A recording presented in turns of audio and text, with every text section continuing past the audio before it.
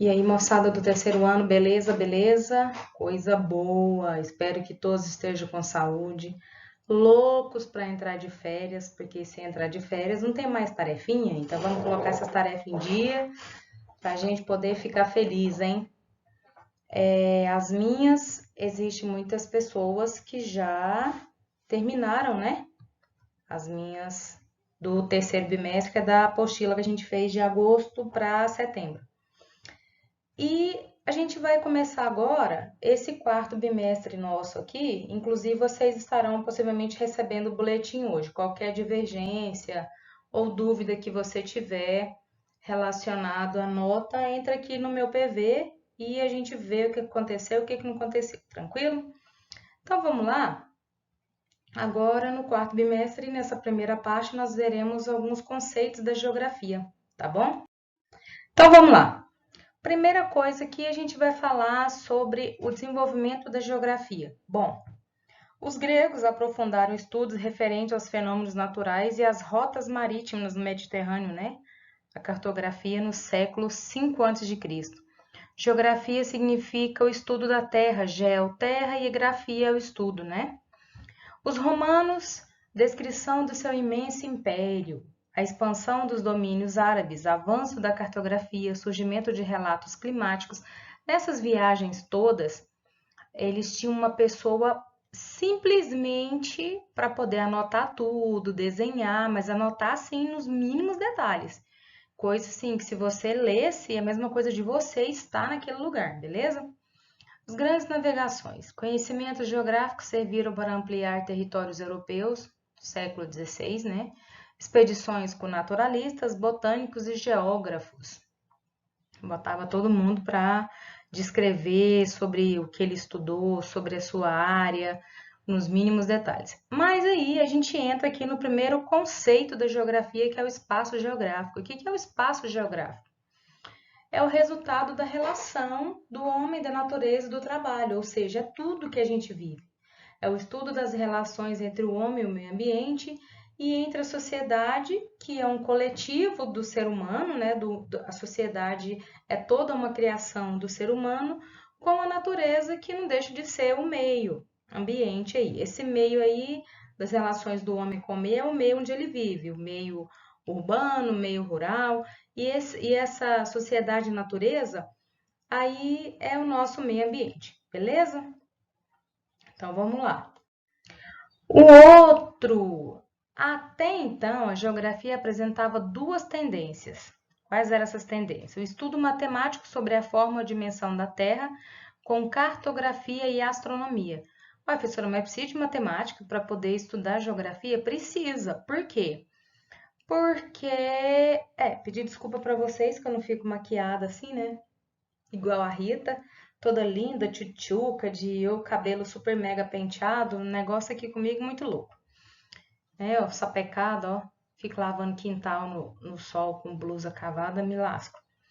E aí a gente precisa para poder estudar as coordenadas geográficas, a astronomia para fazer estudo dos astros, das estrelas, da Lua, né? Da órbita. Então, na geografia a gente precisa disso tudo. Agora, não, que a gente pega tudo mastigado, tudo já estudado. Mas antes, essas pessoas começaram a fazer as anotações para séculos e séculos e séculos na frente, ou décadas e décadas na frente, a gente vinha trazendo todo um estudo do que já tinha sido feito muito mais dificilmente do que nós temos agora. Descrição de lugares exóticos, povos, cultura e seus modos de vida em seu espaço de vivência.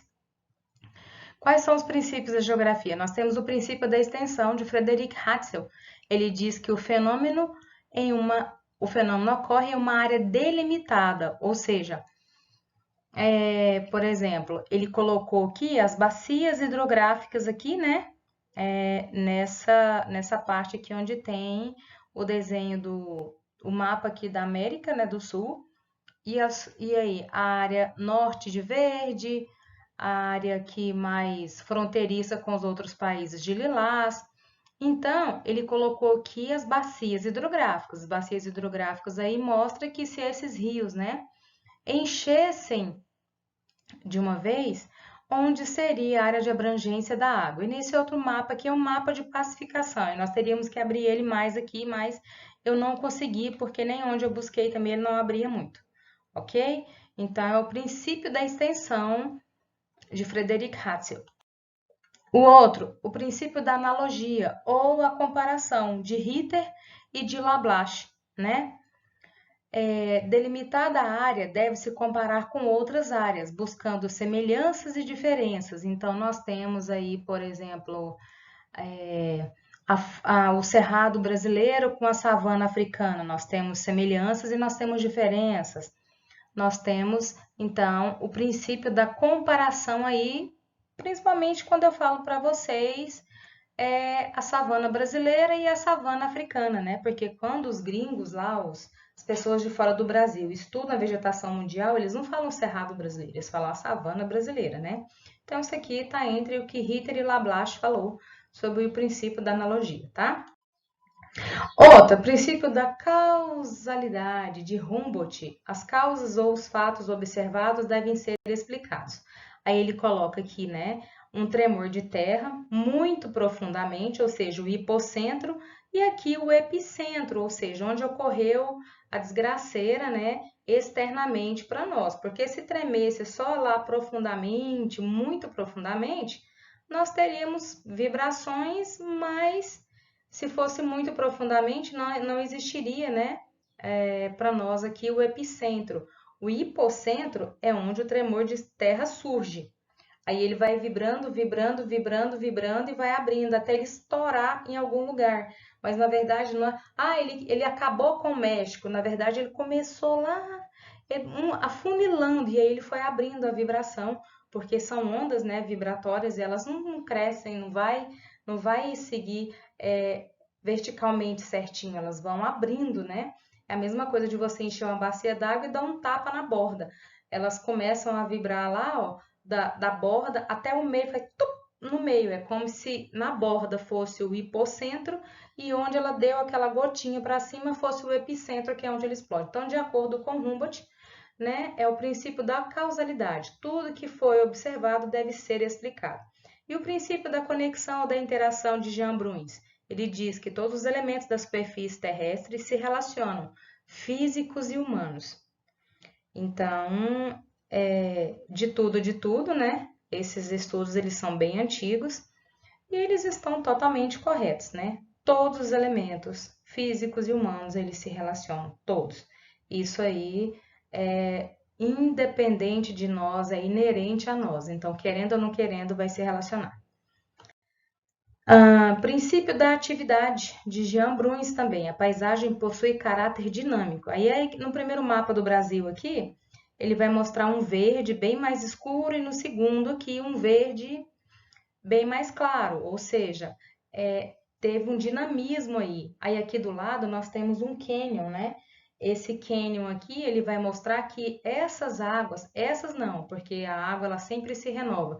Passou tantos anos, tantos e tanto tempo, que foi abrindo esse espaço entre os cânions e formou essa bela paisagem. Então, o outro nós temos aqui, um outro conceito da geografia é o espaço geográfico, porção específica da superfície terrestre, sendo identificado por elementos naturais, humanos e econômicos. Lembrando que os elementos econômicos, eles são decorrentes dos seres humanos. Então, o espaço geográfico, nós temos a paisagem, o lugar e o território, beleza? Outro, de acordo com Milton Santos, que foi um geógrafo espetacular e brasileiro, ele diz o que é paisagem. É tudo aquilo que nós vemos, que a nossa visão alcança, não apenas formada de volumes, mas também de cores, odores, movimentos e sons. Por exemplo, a gente estava lá dentro da sala de aula, né? Aí a gente escuta os ônibus passando na rua. As pessoas, se for em horário de intervalo, elas vão escutar os barulhos de vocês, mas não vão ver vocês. Se as meninas estiverem fazendo lanche, as pessoas que passam ali de ônibus, de carro, a pé, vai sentir o cheiro do tempero das meninas da cozinha lá, mas não vai estar vendo vocês. Então, ou seja, não apenas formada por volumes, mas também por cores, por cheiros, né, que são os odores, isso tanto faz bom quanto ruim, movimentos e os sons, tá? Então, isso é paisagem. Só que a paisagem, nós temos dois tipos. Eu tenho a paisagem natural, que é aquela inalterada, que eu vou falar para vocês que é aquela que tem muita gente que fala que é que Deus criou, né? E tem a paisagem humanizada ou cultural, que é aquela transformada ou criada pela ação humana, né? Também conhecida como ação antrópica. Então vamos lá. As paisagens que não sofreram interferência antrópica, ou seja, trechos de florestas de difícil acesso, áreas desérticas, regiões polares, altas montanhas e o fundo dos oceanos. Aí o ser humano não consegue mexer ou interferir ou transformar, pelo menos diretamente. Por que diretamente, professora? Por exemplo, o fundo dos oceanos. O ser humano não consegue mexer no fundo dos oceanos, mas ele consegue poluir um oceano com lixo, né? Ou produtos que não devem ser jogados. Trecho de floresta difícil, ele não consegue ir lá, mas ele produz tanta poluição atmosférica, interfere tanto que vai ter uma chuva ácida que vai matar as plantas, né? E assim por diante. Vai ter o aquecimento global intensificado que vai começar a descongelar as regiões polares, né? Então aí nós temos essas transformações indiretas, mas diretamente o ser humano não consegue mexer nisso aqui. Outro conceito, que é o lugar, espaços que nos são familiares, que fazem parte da nossa vida. É o meio no qual vivemos, trabalhamos, produzimos e modificamos. Enfim, é o espaço das nossas relações sociais e no qual mantemos relações de afetividade com a nossa terra, né? Eu tenho outro aqui sobre o lugar. Elian Labluc, ele diz que lugar é onde as pessoas moram, realizam suas atividades cotidianas, é a primeira referência de cada um tem no mundo. Esse Elian aqui, esse cara é escritor de livro de geografia do ensino fundamental e do médio, tá? Se você um dia prestar atenção e pegar livro aí, vai ter o nomezinho dele na capa como um dos escritores. Os lugares não estão isolados uns dos outros, eles se relacionam, uma vez que as pessoas e as empresas de lugares também estabelecem relações. São, portanto, as pessoas que dão sentido ao lugar. Por isso é importante conhecer as relações entre elas e os diversos lugares. Por exemplo, eu falo lá na minha casa, a casa é só sua, na minha rua, no meu colégio, né? Lá na minha igreja. Então, esse sentimento de pertencimento, esse laço afetivo, isso é o lugar. E nós temos outro que também, que é o território, né? Outro conceito da geografia, é a base física sobre qual o Estado exerce a sua soberania. A soberania do Estado é o poder que ele tem sobre aquele pedaço de terra, né?